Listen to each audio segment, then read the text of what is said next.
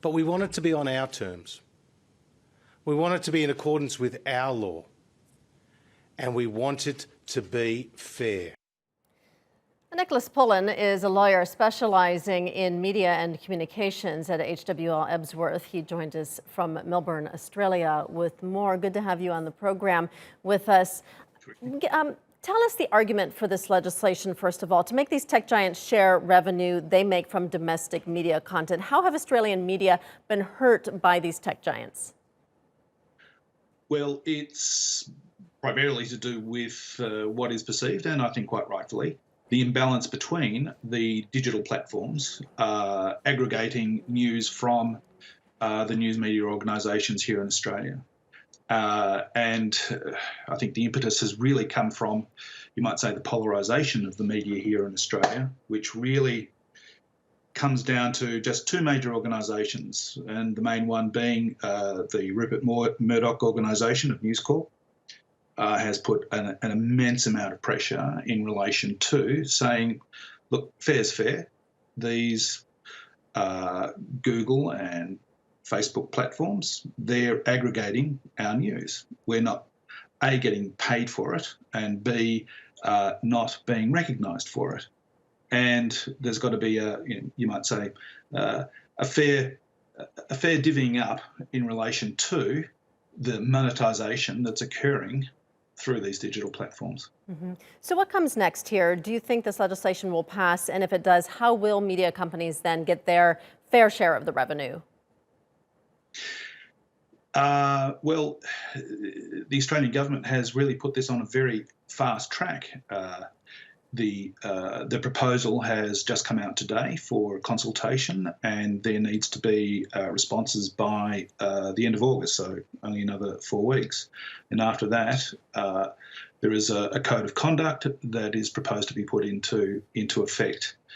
And what that will do is force, and quite specifically, Google and Facebook to come to the negotiating table with the media organisations to arbitrate in relation to a fair return for the news that they aggregate.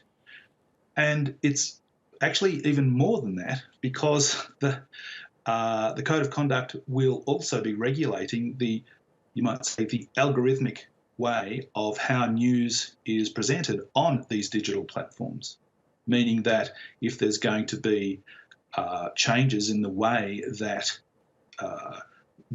either Google or Facebook will use this news, they must give notice to these news organisations how those algorithmic changes will occur.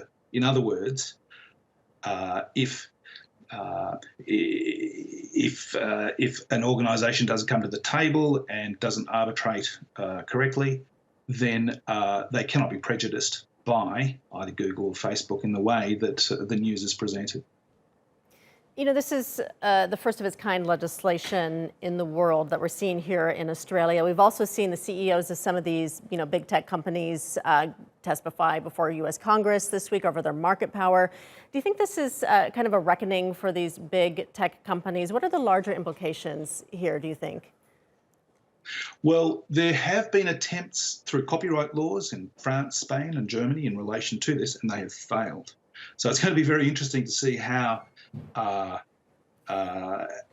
these tech giants are going to react, because they were brought to the table late last year by the Australian government to say, hey guys, look, this is what needs to be fair in relation to the way that you are using news, how you're aggregating it, and basically you're getting a free ride on it. But those discussions went nowhere. So that's why we're now having this situation of a code of conduct being introduced and monetisation being held up to transparency to a point.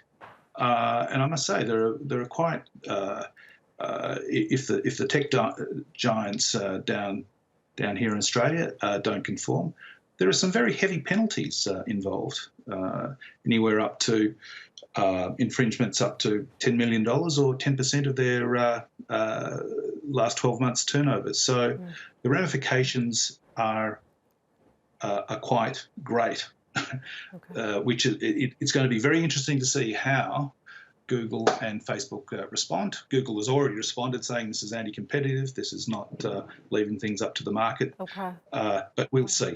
All right, well, we will be watching. Thank you so much, Nicholas Pullen in Melbourne, Australia.